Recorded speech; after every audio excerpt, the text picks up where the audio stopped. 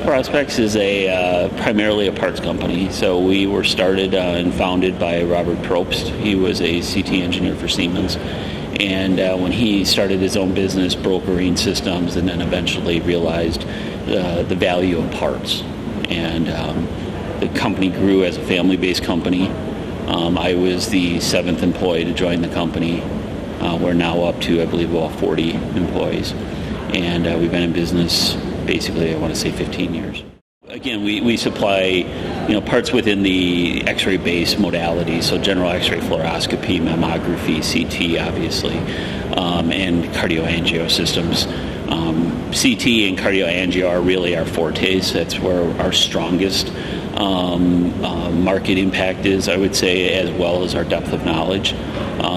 General radiography and fluoroscopy, there's more of that out there, but it's also a more competitive market space. So we really found our sweet spot, let's say, with CT and angio. I'm Ken Hable, and I am the Director of Engineering and Training for Technical Prospects. I've been with Technical Prospects for 7 years, and I'm also the lead trainer for our CT courses. So the presentation that I'm doing today is CT Basics or CT Fundamentals, depending on how you want to call it. But really it's for a historical overview of the development of CT as a modality and comparing and contrasting against general radiography. So we've become very dependent as a society and as a medical diagnostics progression to use CT, and how did we get there is what I really like to present, and the importance of the maintaining of a system. I don't go through the maintenance procedures and the PM processes. That's all learned on the engineering side, but the importance of keeping that system operational and the delicacies involved with that. I've done a lot of things in my life, I really have, and I love what I do. Technical Prospects, I think, is a great company to work for. I've never been a customer, but I support our customers, and I believe that our customers value us. I believe that we have that relationship with our customers that becomes so important, that when they need that part and they need the reliance of knowing that they're going to be able to get their system up with a part that's shipped overnight, that we're going to do everything in our power to make that happen. And not just the part, the support, tech support, the training opportunity, but we're there to try to provide that full service opportunity to get the customer up and running.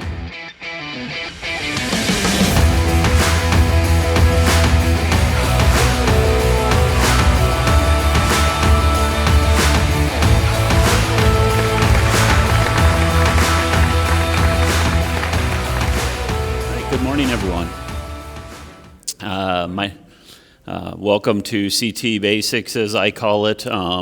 It's an introduction. Basically, we're going to look at some high-level overview information about CT. We're going to look at a little bit of a historical development of CT, and then we're going to look at some comparative analysis between CT as a imaging modality versus like planar X-ray, we'll say. Or general radiography, depending on your choice of terminology. My name is Ken Hable. I work for Technical Prospects. I've been the Director of Engineering for a couple of years now. I'm also the Director of Training for our facility, and we train in Siemens products. We're Siemens X-ray based parts company, for those of you that are not familiar with us. We principally work in CT, general radiography, cardiovascular, mammography. So the basic the basic X-ray modalities are what we support.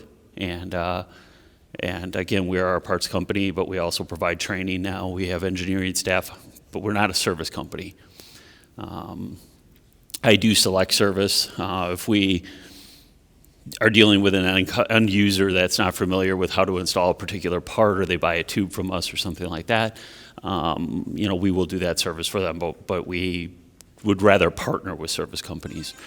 So moving forward, a little bit about me. As I said, I'm the Director of Training and Engineering for Technical Prospects. I consider myself a very diverse and eclectic person because of my experiences, because of my training. As you'll see, I'm probably one of the more overeducated people in America. So my student loan debt represents that. So I was a radiographic technologist, so I went through radiology technology school. I became a certified technologist, worked in the hospital for a while, did general X-ray fluoroscopy and CT. That was in the days before CT becoming its own licensed and certified modality within the department. After that, I became an assistant director. I worked my way into management, hated it. So, but really grew to understand how the function of the equipment and the processing of exams is so incredibly important to the revenue stream on the hospital side. So I gained an entire appreciation from an income side that I didn't have prior to that. You know, when I was a tech, I worried about completing the exam. Now as an administrator, I worried about making money. So then I went out and I became a certified network engineer. And you know, that got me into another whole side of the business, which was the connectivity side of it. I learned about interfacing the radiology information systems to the hospital information systems and DICOM and all of those good things. And then lastly, I went to medical school. So I became an MD. Realized I wasn't going to change the world in any way. And instead of working with people, I really enjoyed working with technology. So I actually went back into the technology side. And that's what led me to Technical Prospects, because it led me into the field of being able to kind of interface all of these different eclectic options that I bring to the table. You know, I've been the patient, I've been the technologist, I've been the doctor, I've been the administrator, I've kind of been everything involved. Now I've been the service guy on top of it. So pretty much, you know, as far as imaging equipment goes, and especially CT goes, I've kind of covered the gamut of things that you're going to do with the CT system. I've installed them, I've deinstalled them, I've serviced them, I support them, I've worked on them, I've been in them, like I said, as the patient, and I've used them as a diagnostic tool.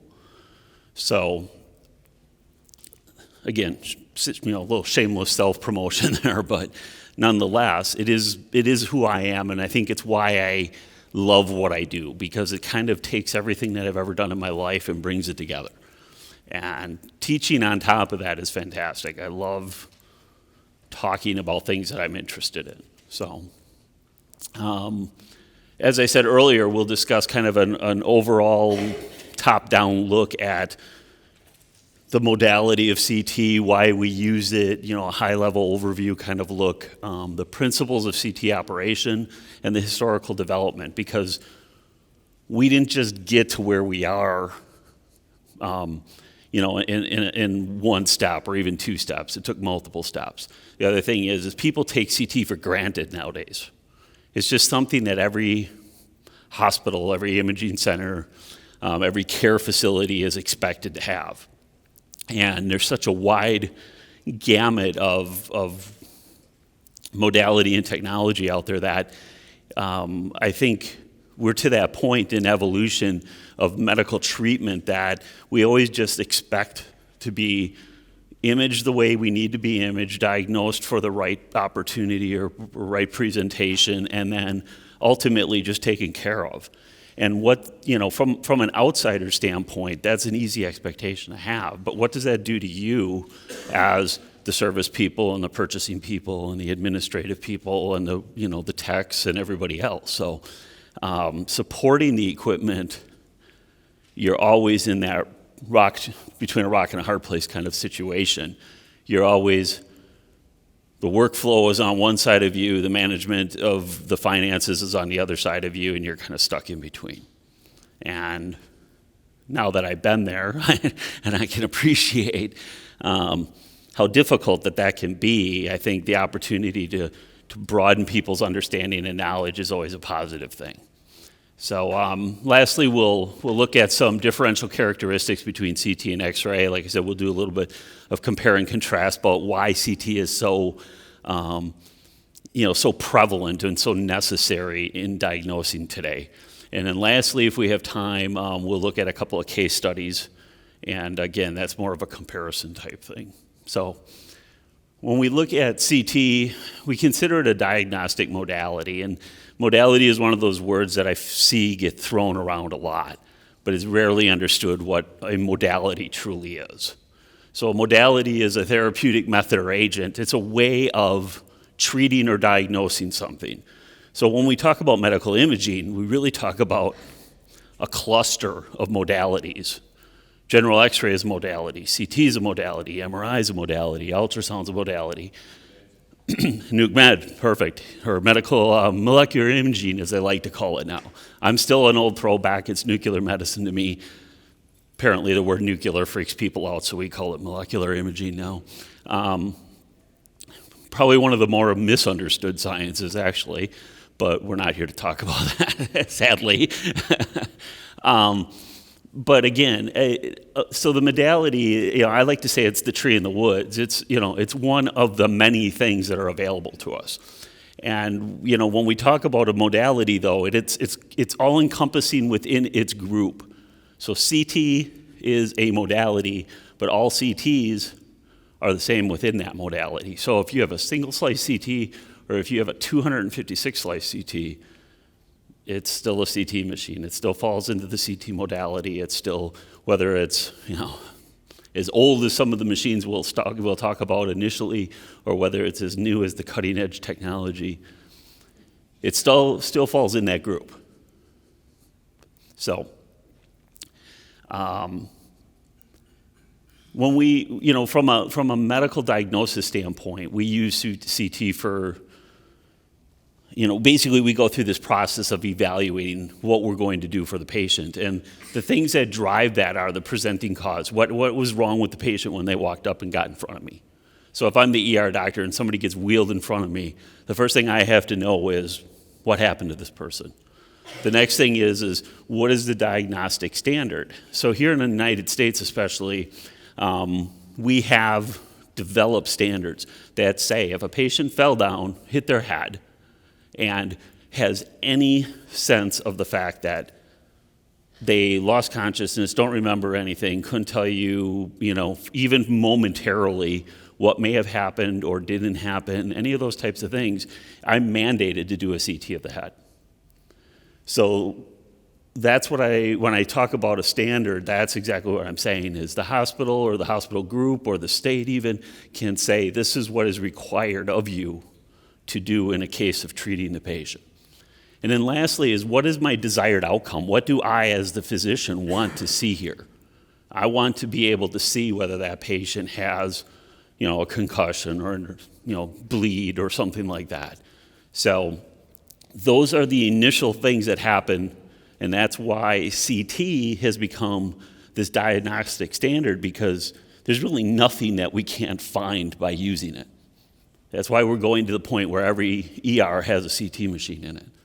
I remember the day when every ER had a portable X-ray unit in it. So we have come a long ways from a portable X-ray unit and possibly a C-arm to a CT machine, and not just any old CT machine. I know more hospitals that are actually putting higher resolution, faster scanning CTs in their ERs than they are in their general departments, and that's because time and treatment is of the essence. The longer the patient is in the ER, the worse the outcome can be. That's one of the things that we're taught as doctors is you want to get a patient in and out. Some people think it's because we want to try to, we're looking at numbers. We want as many people in and out the door as we can get. In the ER, it's not like that.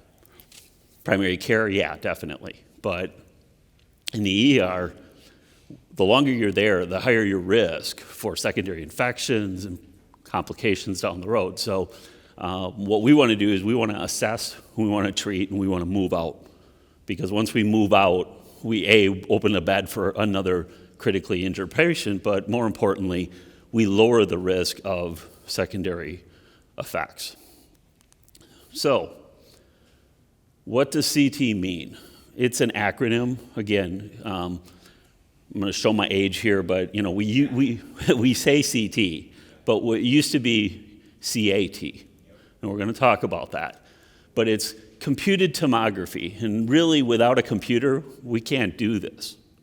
We cannot do a CT scan or an MR, for that matter, without a computer hooked up to it, because we as humans can't process that kind of data. There's just no way for us to do it. When we look at computed tomography, we see that it's an imaging process where we rotate the tube around the patient and we capture the image. And what we're doing is we're actually creating slices. So the term slice came from this modality. We developed it because we talk about how we cut the patient. And we're going to look at that in detail coming up here. I like to say, who would have thought? Who would have ever, who's the crazy guy that thought about taking an x-ray tube and whipping it around a patient and being able to acquire the data to make a slice of anatomy that we can actually look at and make sense of? Hounsfield is the guy. He is, in the CT world, he's the Albert Einstein, if we want to say that. Now, ironically, he's kind of attributed or called the father of CT, but he alone didn't come up with it.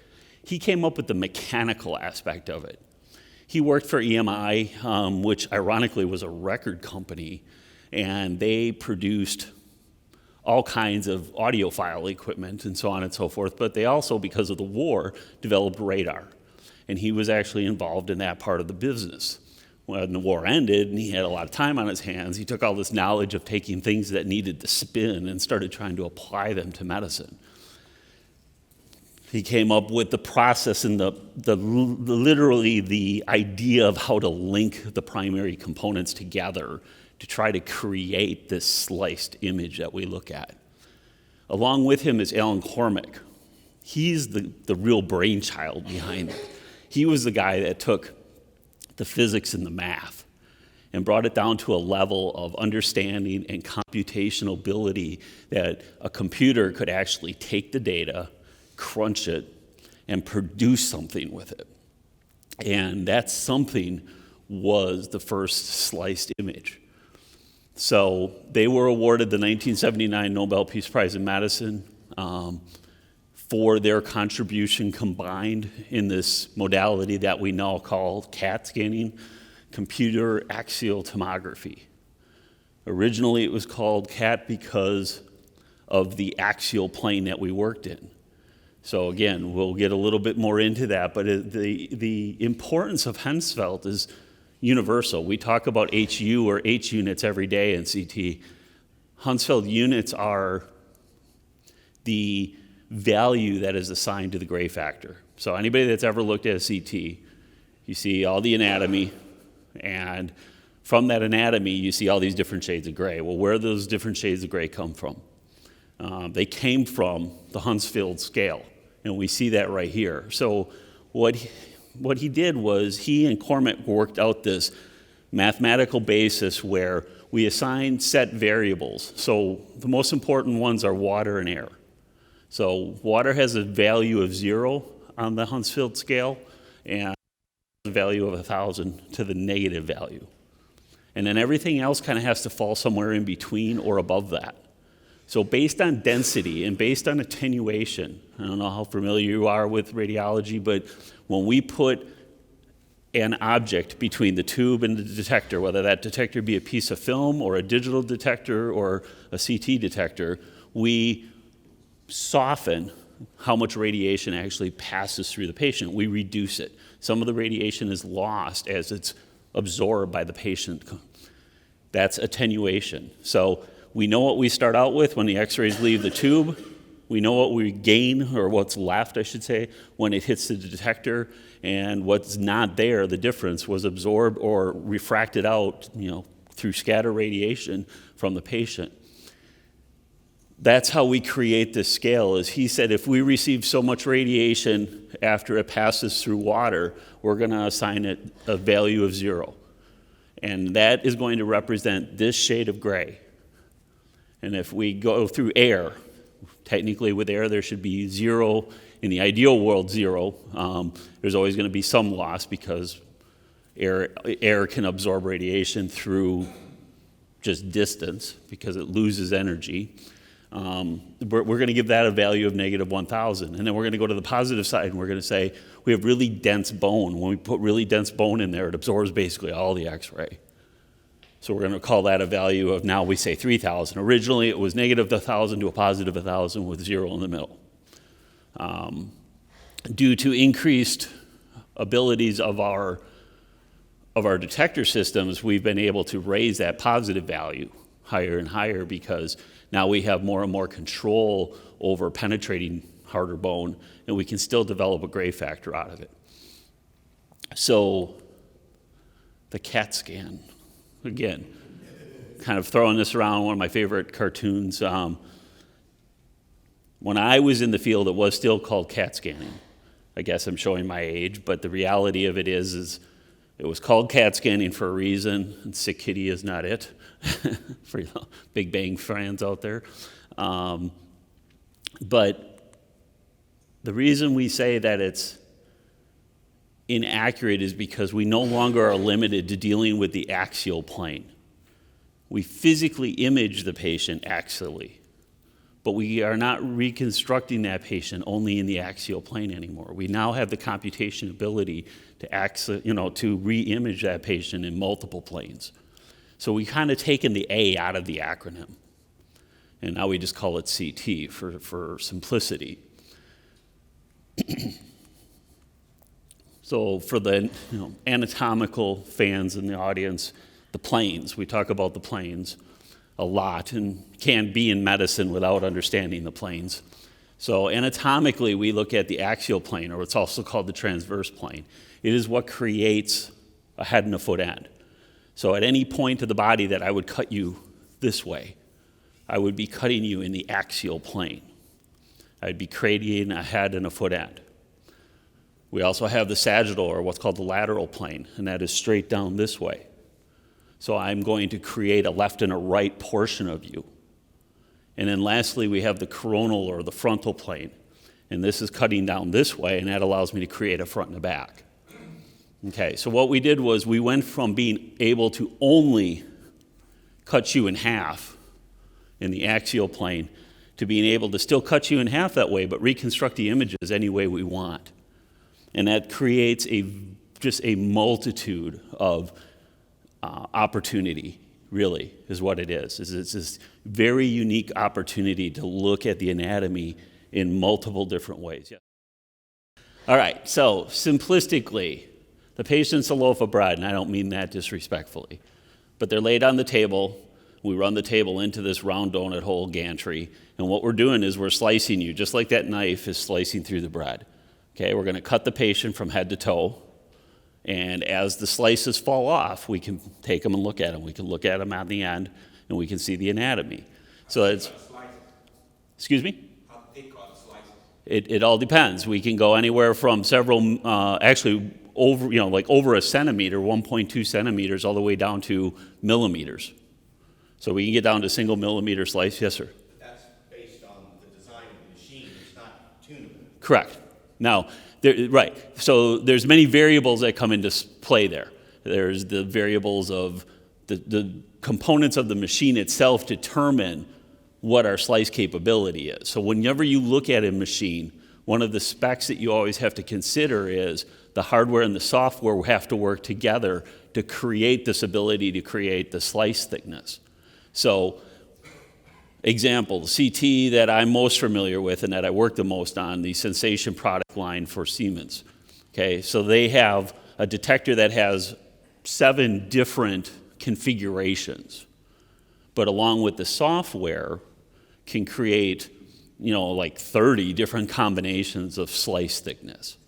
So again, between the physical hardware and the software that's used to extrapolate the data is what we need to be able to really consider.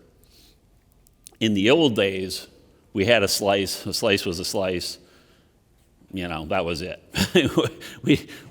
we never even thought that. I don't mean to keep saying why I date myself, but when I was in it, we were happy to get a slice.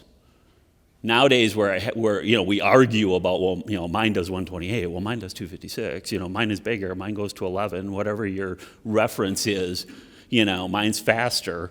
we get down to these things where we are arguing about fractions of a second. The difference in rotation between 0.375 and 0.333, or 0.333 and 0.3, we can't, perceptually, we can't even figure that out anymore. We can't see it. We can't accurately measure it. If we didn't have a computer telling us the difference, we wouldn't know it. So this is obviously fairly rapid, but this is axial plane scanning. So this is what we're doing. The patient's laying on the table. They ran them into the scanner with their head first, and we started slicing at the top of their head, and we sliced all the way down to the base of their skull. We can see the eyes, we can see the nose, we can see the brain matter, we can see all the way down to the top of the cervical spine. This is what we do when we scan, okay? The beautiful part of it is nowadays, we can turn that slice scanning into this using the software. This is why we no longer call it axial, because now we're reconstructing the same patient in a sagittal plane. So now I'm scanning, even though I'm scanning the patient top down, I can reconstruct left to right. So now what I've done is I've taken the exact same imagery, I've reconstructed it. You can see from the beginning of his ear on the left side to the end of his ear on the right side. And then lastly, we can do it coronally. So again, same data set, but now I'm slicing them from front to back. And you can see as we move through, we're covering all the same places, we're covering all the same anatomical data, but from a diagnostic standpoint, this is ridiculous. This is next to having x-ray vision and having a brain in your hand, okay? And being able to just look at the brain and see the inside of it. Because I can look at this in so many different projections, and I can dice and slice this. I can make the slices thinner or thicker. I can change the contrast and the brightness of it. The windowing, as we call it. All of that feeds back into what the doctor does. The thing that's lost is what the service technicians have to do. This does not work if the service technicians don't keep the system functioning properly. I cannot do this as a physician if my machine doesn't work. So it doesn't matter how much technology I have at my disposal if that technology doesn't function properly. So that's what we're really kind of here to talk about, okay, is the importance of the technology, how the technology kind of came to be, and then the importance of how we keep it functioning. We don't keep it functioning just because it's our job. We keep it functioning because someday it might be one of our loved ones on that table. We might have my mother or my daughter or my wife laying on the table, and I need to know that that machine is going to do what it's going to do. Because I can be a service guy, and I can be a computer technician, and I can be a doctor, but if I didn't fix that machine right, none of that matters. So we need two things when we talk about CT. There are two things that we can't not have and still call it CT, okay? So principally, we need to be able to pass the beam through the patient, and we need to be able to do the mathematical calculations of those coefficients, for that attenuation value. We have to be able to establish that, calculate it, and then from that we can assign the gray factors to it, and we come up with an image. We go through some real fancy stuff here. Today, this is how we do a procedure. We lay the patient down, we put them in the position that we want them to be in for the scan, which is either head foot or foot first, but it's going to be one or the other. We're going to put them in the gantry, and we're going to run the tube and the detector around them in a circular path. We say right here that we're going to create a fan beam, okay? So one of the differences with X-ray and CT is that with X-ray, we're calibrating our beam to the detector that we have, which is some type of square or rectangular size area. With CT, it's a quarter circle, bent detector. We're mimicking the shape of the gantry. And we are going to make it a narrow fan beam because we're talking about slices as opposed to just pure, exposure area. We have those receptors that measure our attenuation energy. So again, the energy that's absorbed by the patient is subtracted out from what we started with, and what we receive is the end result, and then we create these data packets, and those data packets are the vacuoles that you'll often hear about. We create these things, basically these little pixels, and those pixels are assigned the gray value. And those gray values end up being what is either put on the digital image that we look at or actually printed out on film. First generation, there's a lot of argument about how many generations of CT there have been. I've heard as many as 8. I don't speak to that. I speak to essentially 5, because you start getting into splitting hairs. There's, the theory of, well, we increase speed, or we went from 1 slice to 2 slices, or 2 slices to 4 slices. To me, that is still within the same process. It's the same generation. It's just a stepped improvement to what we had. I break the generations down more by advancements, technical changes that impacted how CT came to be what we have today. And the very first one was what we call the translate-rotate system. So in 1971, we created the very first scanner. It was a dedicated head scanner. Patient had to actually lay in a position so that their head had a neoprene membrane wrapped around it. It was inside of a fluid-filled box. Doesn't that make it sound fun to go and get a head scan? Outside of their mouth and nose sticking out, the rest of their head was in this membrane and in box. So they were able to breathe, but that was about it. They had to hold very still, obviously. And the way this worked was the tube and the detector were linked, and they mechanically moved across. And while they did that, they made multiple exposures. And then when it got all the way across, it clicked, it stopped, and it turned 1 degree, and then it went all the way back. So that is our translation, meaning that we scanned from one side to the other, and then it rotated, meaning 1 degree, and then it translated again, and then it turned 1 degree, and it translated again.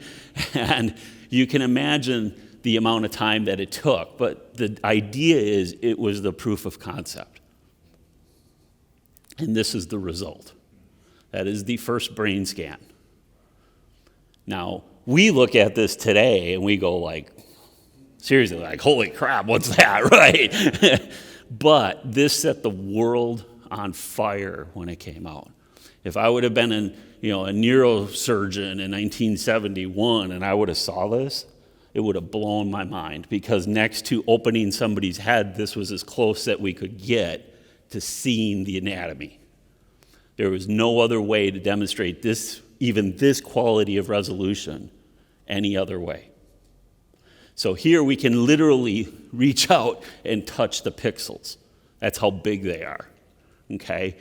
This is a 128 by 128 based image. Think of what resolution we run today. 1024 by 1024. Yeah, I mean, we're a factor of, 10 or more, right? So that was first generation. It was earth-shaking. And as soon as it happened, a whole bunch of people decided, you know what, we can do this better. And it became like the arms race. It suddenly was, hey, if one person could do it, a bunch of other people could do it, and everybody's going to it's going to be mayhem. Everybody's just going to run in a different direction and try to outdo everybody else. That led to what we call the second generation. What happened in the second generation was, we got rid of the water-filled box. Okay, so that was a huge improvement right there. Second of all, we introduced 3 really important things. There was actually 3 things that were introduced at this point that we still use every day, and that is that the table actually moved through the gantry. So this is the first time that we said we're going to let the patient just stay still. Well, I can't say the first time, because it's really only the second time we tried to do it. The first time they didn't have much of a choice because their head was in a box. So we're going to lay the patient down so the patient's comfortable, and we're going to move them through the x-ray portion of the system.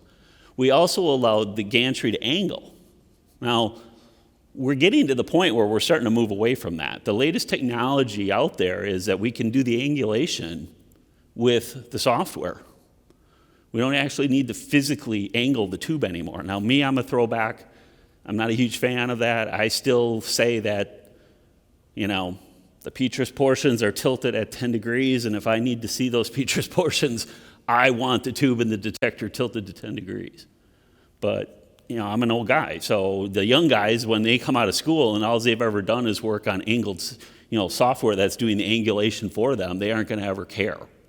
And that's one of the most interesting things about radiology as a science is that we go through these advances where the technology advances and the doctors are resistant. And the reason the doctors are resistant is because they don't want something new. It's like going to your grandpa and giving him an iPad, and saying, look, Grandpa, not only because it's an iPad, but you can answer your phone and you can use it as a TV remote. And he's going to go, He's going to set it down, he's going to pick up his big old clicker remote, and he's going to click away at it. When the phone rings, he's still going to grab his wired phone and pick it up because that's what he knows. That's what he's comfortable with. And that is exactly what happens in medicine, is doctors are trained. You go through 4 years of medical school, and you go through anywhere from 3 to 9 years of residency. Radiologists go through 6 years of residency. When they come out, they know what they're doing, but they know what they're doing based on how they learned it. So suddenly you're going to tell them there's this whole better way of doing it, and they're going to go, yeah, forget it, buddy. It's my life, my career, my job. I'm going to do it the way I'm comfortable doing it. So that's why there's always this little bit of resistance from the medical staff to dive into it. But the thing is, eventually, you get the kids out. The kids come along, and they were trained on the new system, and that's just how, that's what they know. It's like giving your kid the iPod or the tablet, and they look at a wired phone like, when did you ever use that? Like, was that 100 years ago? They don't get it, that wasn't that long ago, really. And point being is these are really important things. We move the gantry, we tilt the gantry, and we have laser positioning. So for the first time, again, we're putting the patient in the tube. So now we need a way of actually aligning the patient. These are things that are on every machine today, and they came out in '74. So they're principled, they're ingrained in the technology. There's no way to accurately run a patient into the table without having some indicator, into the gantry on the table, to have some kind of indicator to tell you where they are. I mean, I'm pretty good at sight lining people up, but I'm not going to hit it to the millimeter. There's no way. I'm not even going to hit it to the centimeter. I'm lucky if I'm within an inch or two. So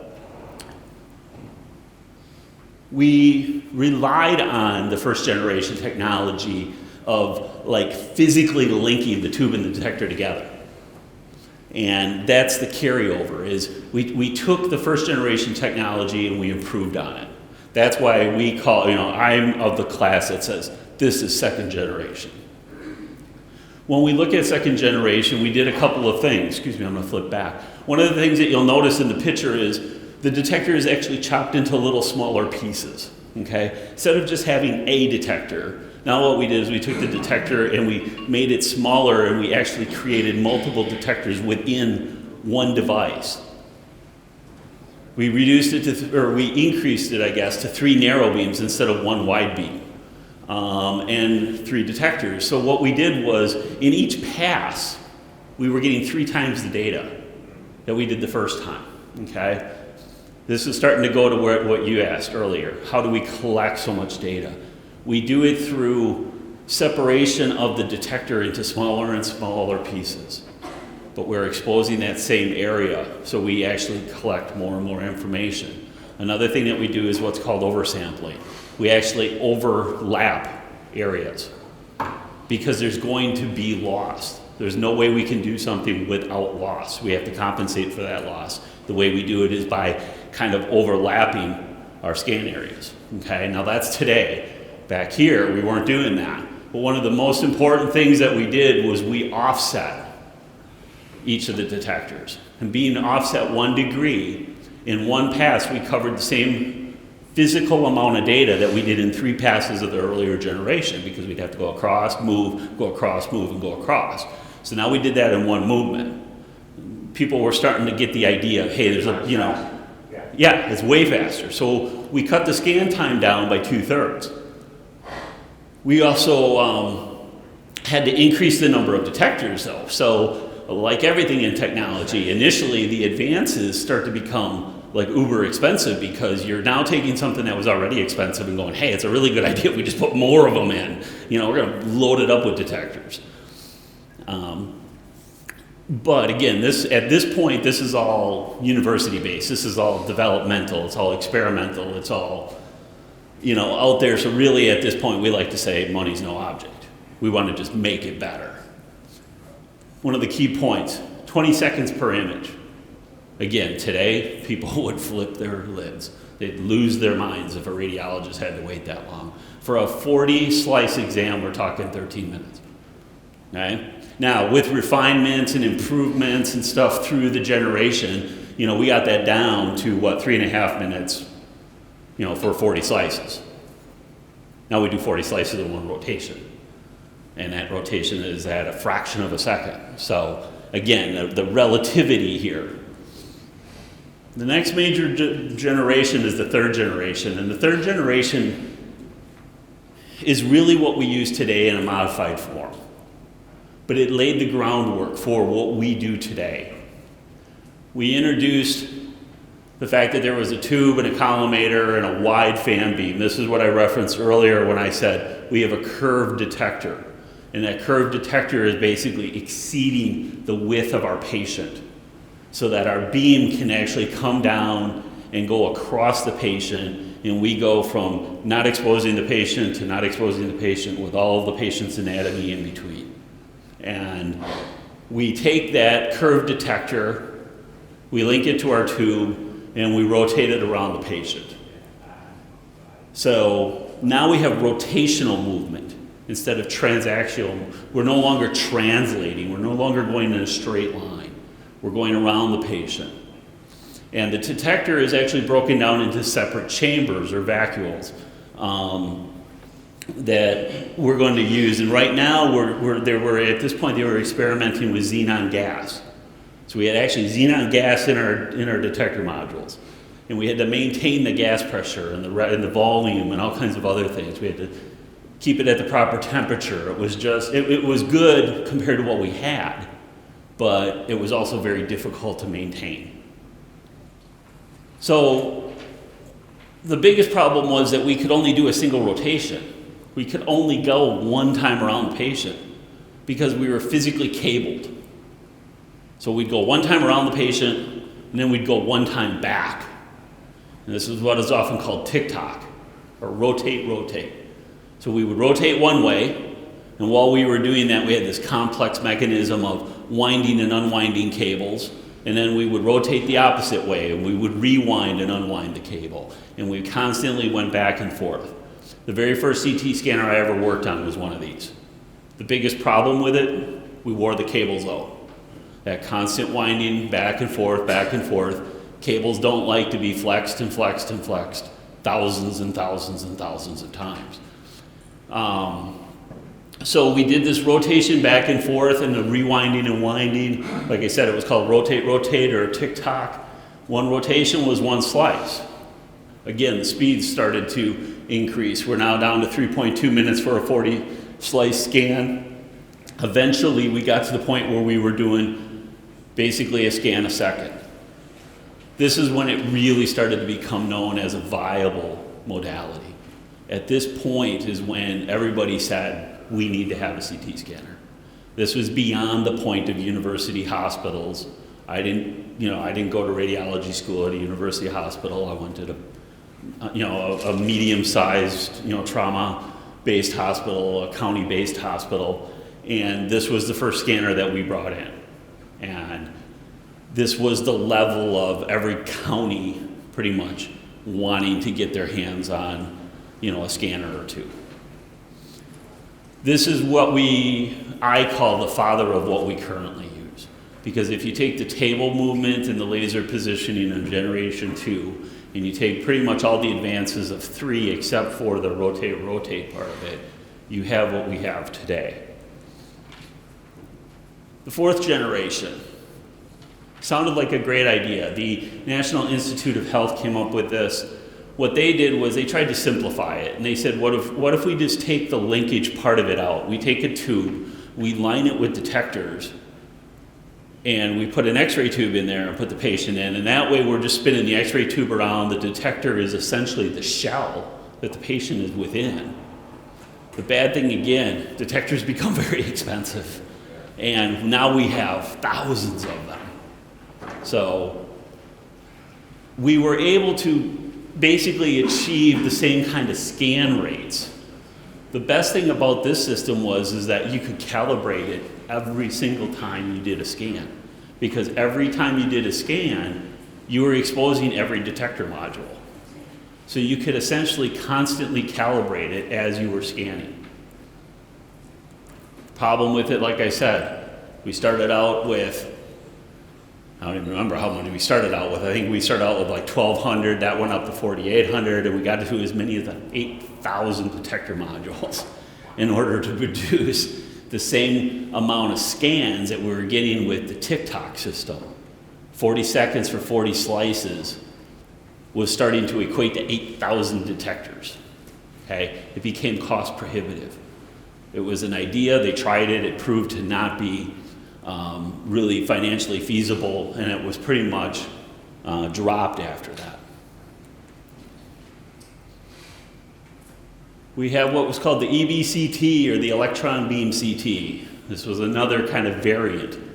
If we can do this with an x-ray tube, why can't we do it with an electron beam? That electron beam can be generated outside of an x-ray tube, just as easy as it can be inside an x-ray tube. We can use deflection coils to point that beam wherever we want to point it.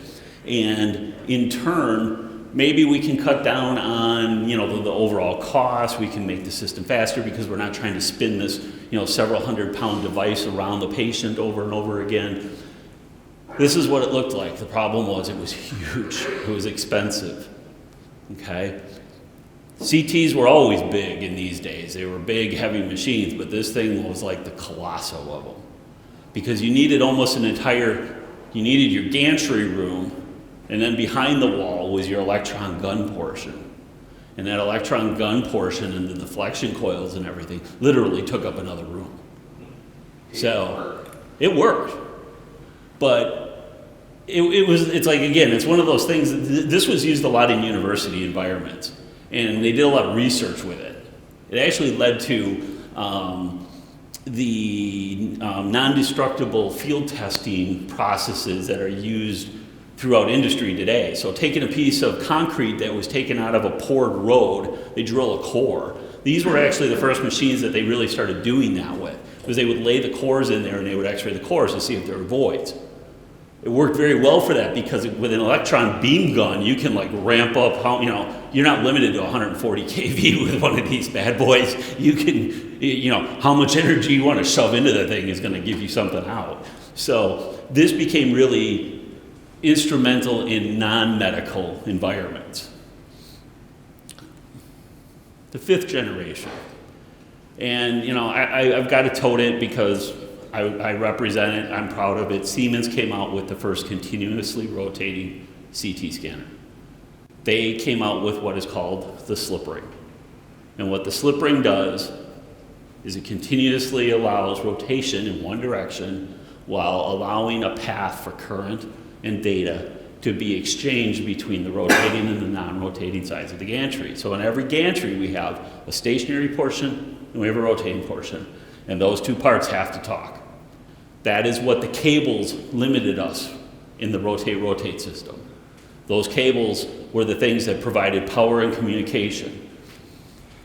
Siemens came up with a way of saying, well, we have this disc with solid tracks on it. We're going to use brushes like a motor. We're going to put the data and the power against those brushes. And then those, wires are going to come off the slip ring because the slip ring is rotating and anything that's wired to it is rotating, so it can all just continue to rotate. And as soon as we did that, that was the last truly evolutionary step in the development of CT. From this point on is where it started to get into mine goes to 11. Your amp is great, it goes to 10, mine goes to 11. Mine's better. I can do, 0.5 rotation, well, I can do 0.3. I can do 40 slices, well, I can do 64. So at this point, we reduced what was called the interscan time. The interscan time was the variable of time that it took any scanner to perform its function and essentially reset to be able to perform it again. So in the translate one, we had the translation, but then it had to literally stop and align itself before it could start to translate again. That was interscan time. The same with rotate. It rotated all the way around, and it would physically have to stop, release the brake, turn the motor the opposite direction. All of that time was lost, and we called that interscan. That went away now, because now we're rotating it continuously. The only time that we have to deal with is the time that it takes for the table to move. Okay, so the gantry keeps turning.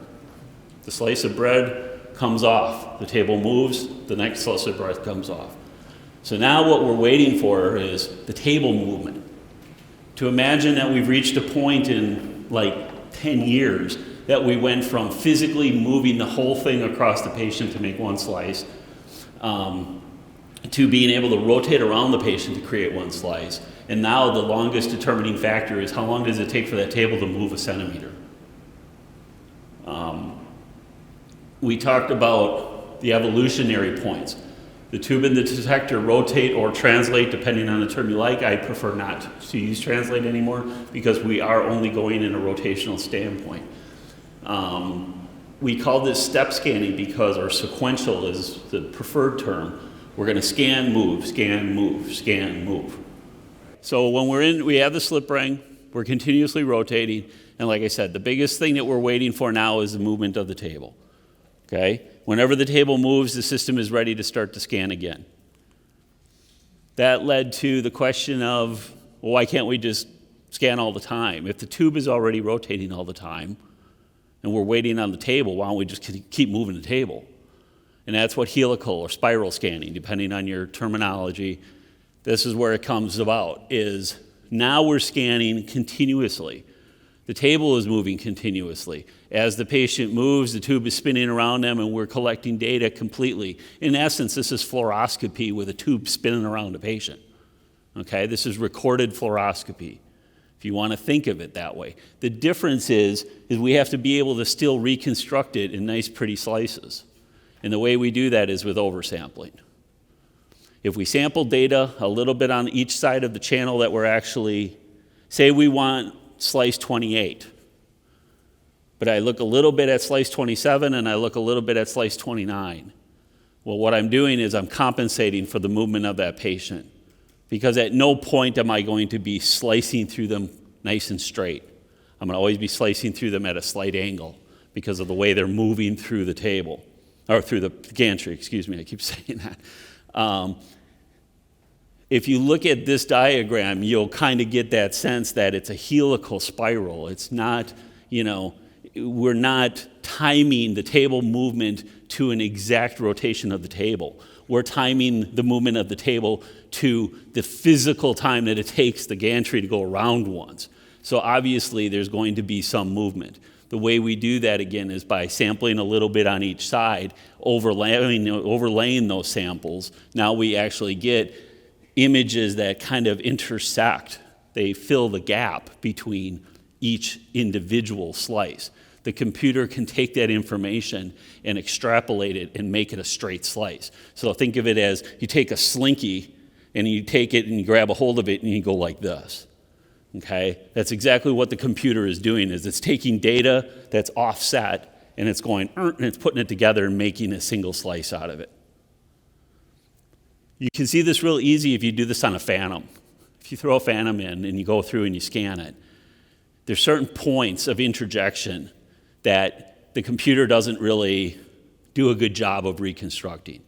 The Siemens Phantoms are great for this because of the way they're put together. Each Phantom is a separate unit and they're mounted together. And the mounting space in some of these actually exceeds the computer's ability, unless you're doing like enormous slices.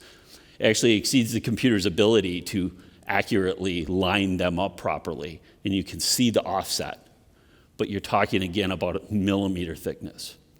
So, and you're talking about the millimeter thickness of something that's larger than a millimeter. So anatomy-wise, is there the chance to miss something? Yes, there's always the chance to miss something.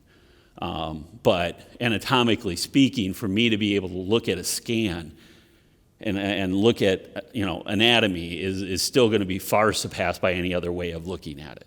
So the outcome is still far better. The patient scan takes far less time. We acquire far more data. And also because of oversampling, we have extra data. Where does that extra data go? It goes to the ability to reconstruct in multiple planes. Because now we have all of this data available to us. Before we were worried about only getting the data that we absolutely needed to actually make the image. Now suddenly we have more data than what we're using. So what are we going to do with that data? Well, we're going to make a computer program that can render it in a different plane.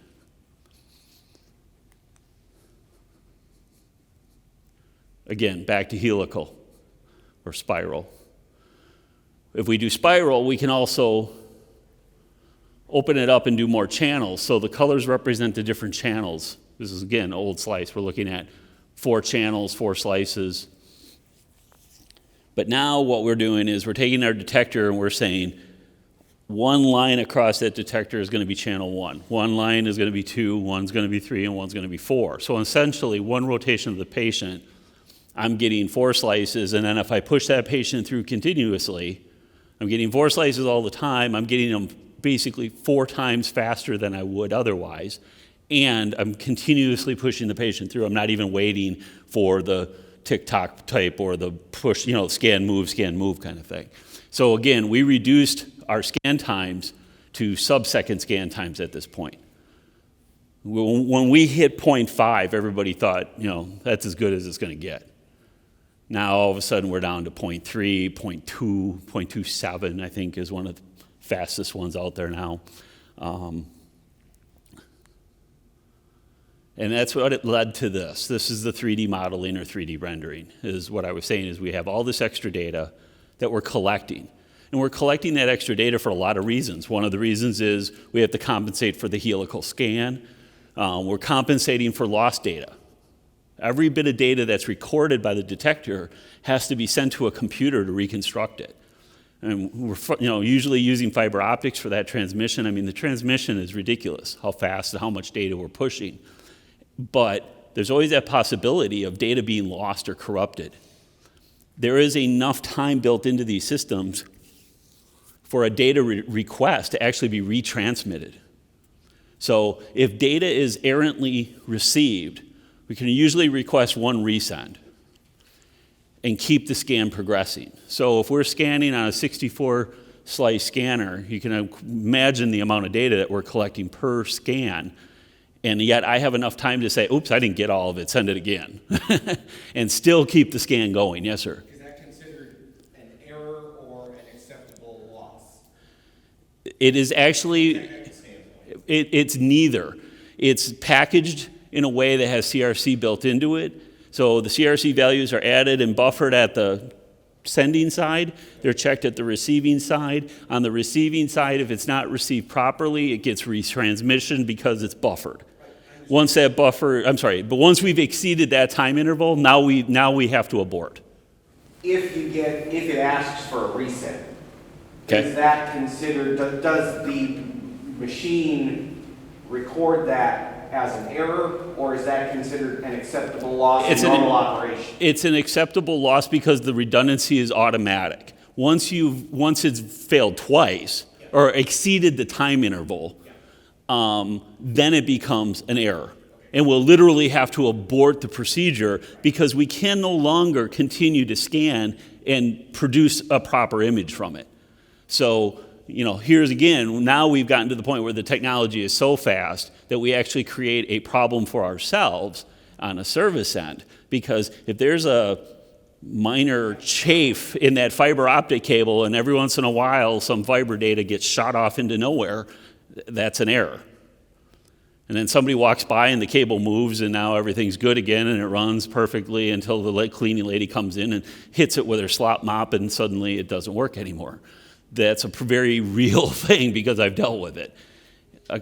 Pulling a fiber optic cable through a trough, just there's a billion times that you run the risk of chafing the insulation on it.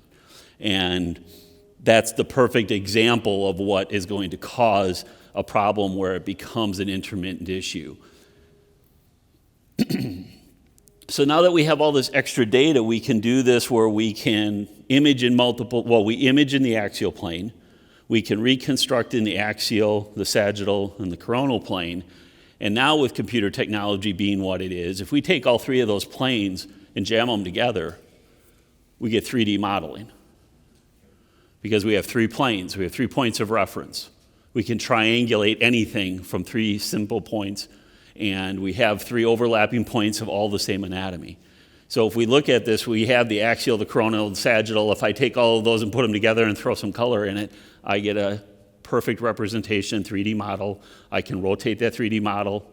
I can enlarge or reduce it because I'm using all the data that exists in the other areas. So I'm not adding anything except for color. The only thing I'm doing is overlapping all that data.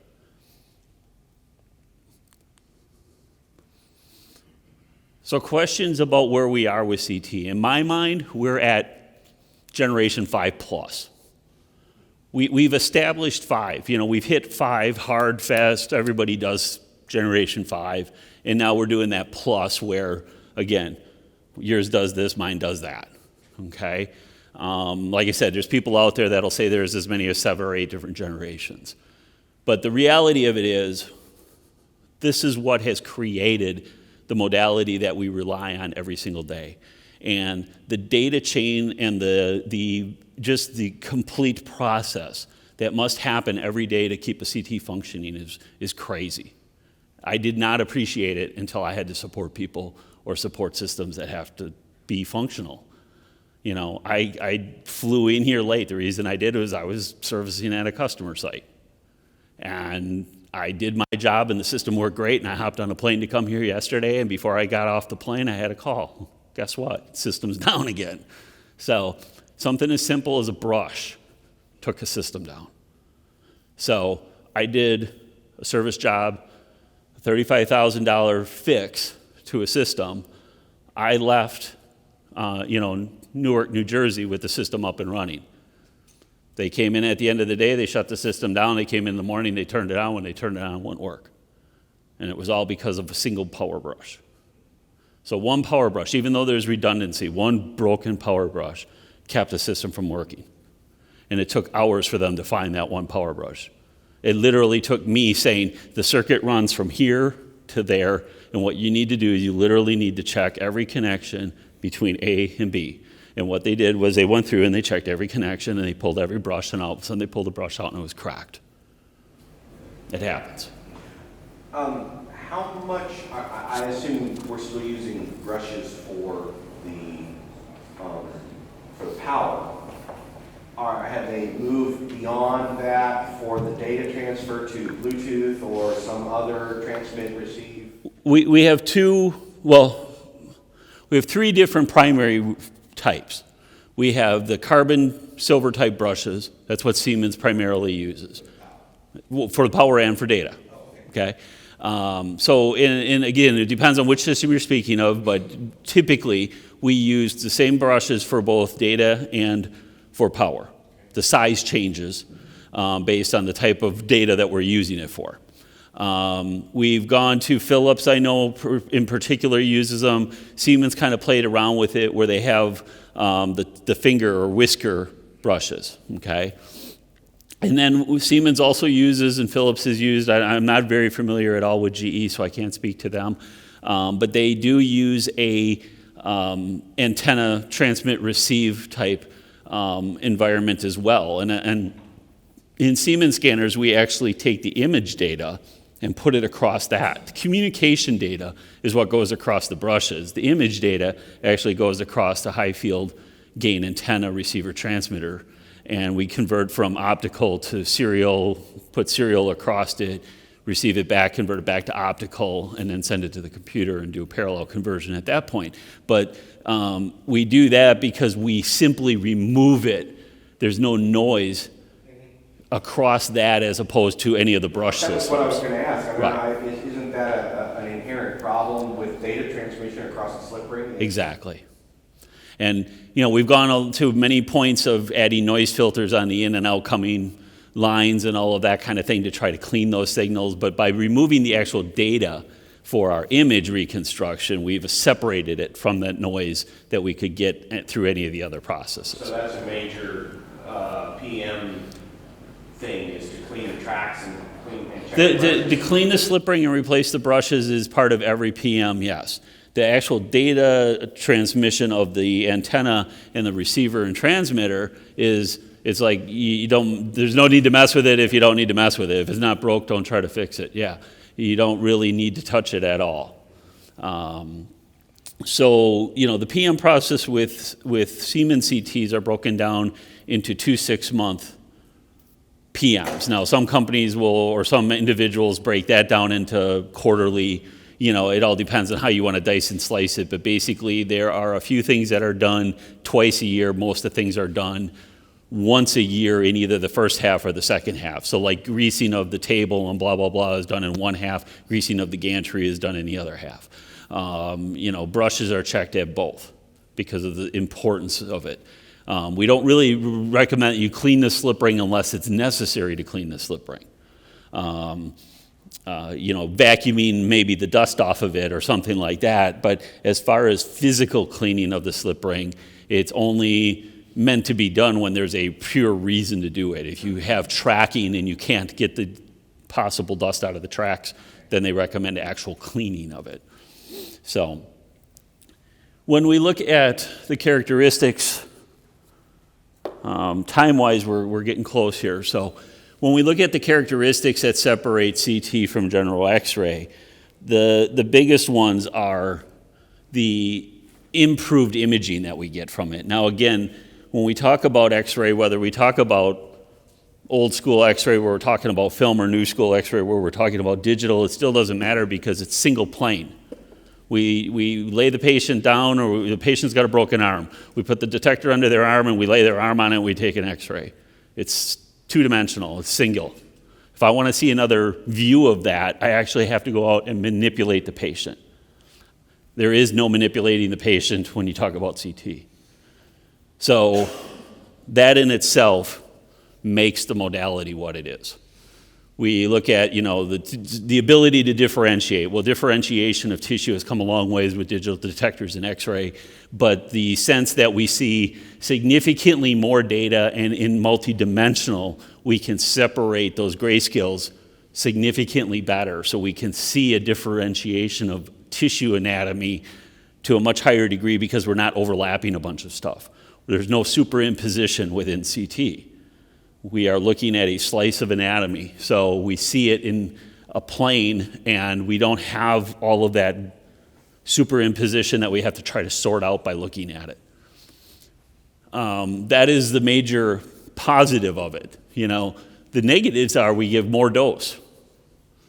That's just a reality. We can't scan an arm well in a CT scanner without scanning the rest of the body, right? At least a chunk of the body. Whereas with X-ray, we can cone down and we can look at a finger. Increased examination time. It takes longer to do a CT typically. Unless you're, an accident victim in a trauma ER that's just going to push you through a CT very quickly. Most importantly, examination costs. The cost of a CT is more expensive. The cost of the equipment is more expensive, so they're offsetting each other. Sites have to charge more for the exam because it costs more to be able to do it. We'll quickly look at the diagnostic evaluations. So from my standpoint of a tech or an administrator or a doctor, this is what I'm looking at. I do a chest x-ray on a patient, I get what's on the right-hand side, okay? I'm looking at their chest fields, but their heart is in the middle. I can see some of the great vessels, great vessels. Here's the aorta coming off here. I can see air here in their trachea, I can start to see their bronchi, but I'm looking at their lung fields, I'm looking at their diaphragm, I'm looking at their liver, but I'm really not looking at it the best that I could. I mean, yes, it's quick, it's easy. This is a patient that's relatively healthy and they needed a chest x-ray because they haven't had one in several years, okay? So no real problems. But if I look at this and then I look at this, the difference in the anatomy alone is like tenfold. The problem is now I see all the anatomy. Now I have to be responsible for all the anatomy that I see. And this is that classic conundrum of, I went in for a chest x-ray and I came out being told that I had X, or they found Y. Well, why they found it was because they did a CT scan, and even though they were looking at the lung fields, if they see something on the aorta, they got to say something about it. If they see something in the heart, they got to say something about it. If they see something in the liver, they got to say something about it. And I may not have seen it when the liver looked like that. So with increased diagnostic ability comes clarity. It also creates this, we're no longer looking at the single tree in the woods kind of thing. We're looking at the whole woods, and we're responsible for everything in the woods. And this is my, again, one of my ringbacks to service. This is relatively easy to produce. We don't need a lot of mechanical involvement. And to be real honest, an x-ray system can be pretty poorly maintained and still produce that. A CT scan is a completely different thing. A CT system that is not well maintained will not be able to produce these. You have a broken brush, you are not getting this information out, or that information is going to be jacked up because the computer can't make sense of it because the data signal is being corrupted because of that broken data brush, or whatever. So you're saying that the future of radiology is that standalone X-ray units are going to end up being a screening tool? Standalone X-ray units will always exist because they're quick. They're very singularly focused. Right, and in general, they're low cost. So there will never be, I don't want to say never, but in our lifetimes, there will never be a time where there are no X-ray units. But what I'm saying is if me as a 48-year-old guy walks in with anything other than a very typically presenting cough from a cold, there's a very high likelihood that I'm going to get a CT of my chest as opposed to a chest x-ray. Or I'm going to get a chest x-ray and they're going to look at it and they're going to go, damn, that's not what I expected to see. Now we're going to give you a chest CT. So, right, I don't like to use the term screening because, we're not going to x-ray people just to rule them out. We're going to look, my best guess is that I will see what I want to see on the chest x-ray, and when I don't see it, then I'm going to go. So I don't really call that a screening, but I call that a failed outcome. I expected you to have something going on in your lungs that I'd be able to pick out on a standard x-ray, and when you don't, now I got to start to reconsider. So I went into this thinking it's going to be A or B. I ruled A or B out. Now it's C, D, E, F, G, but I can only figure that out by doing more testing. Another perfect example, AP skull versus a coronal view from a CT. Again, we completely eliminate superimposition. The bone is no longer a problem. We do the x-ray to look for bony problems. We do not do a CT for bony problems because of the fact that we don't care. We can see the bone here, or there's nothing wrong with the bone, but yet there's something seriously wrong with his brain. And we would never be able to detect that by looking at the plain films. So, lastly, just to demonstrate that again now in the sagittal plane, I can look at this patient slice by slice, whereas all I can see in the lateral is the bulky portion of his skull. So if I think he has a skull fracture, this is not a bad thing. The irony of it is I'm going to see a skull fracture here too, but I'm also going to see a bleed here that I won't possibly see here. Sadly, this was a cadaver. That's why we have this little thing here holding their head. So this is what happens sometimes with people when they fall great heights without protective gear on. So that wraps up the presentation portion of it. Technical prospects, again, I talked a little bit about it. We're proud of our building. This is our new facility in Appleton, Wisconsin, and our group of people. Lastly, training. I'm going to quick pimp everybody on. This is our training schedule. We break it out by modality, so you can see we have, it's a poor quality, I'm sorry, but CT, fluoroscopy, general x-ray, mobile units, cardiovascular, and then we have what we call our basics. We're starting to roll out online classes as well as basically, to this point, all of our courses have been on-site courses. So you would come for one or 2 weeks, and you would do an intensive training period on a system-specific course. So my courses are the emotion and the sensation product lines. Eventually, we're going to be doing the definition CT systems.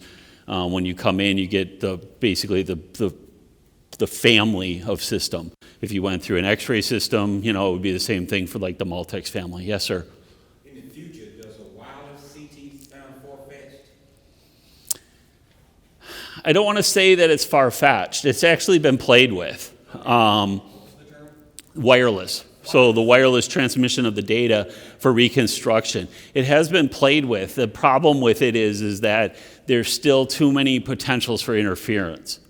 You get into bandwidths that overlap, and you also have shielded rooms and things like that. So you have inherent structural issues that are actually difficult sometimes for the wireless environment. The other thing is you actually end up creating a little bit more latency, so you have a harder time with that possible resend opportunity just because of the timing of it. And then latent room is for the protection of the radiation, is what you're talking about? No, the latency is of the duration of time that it takes for the wireless signal to be converted, sent, received, reconverted, and then if there's a failure to ask for a resend. All the way back through that system is actually inherently slow compared to fiber optics. So, yes, sir. Time to cut it off. Okay. Thank you all very much. I hope you enjoyed it. I hope it was what you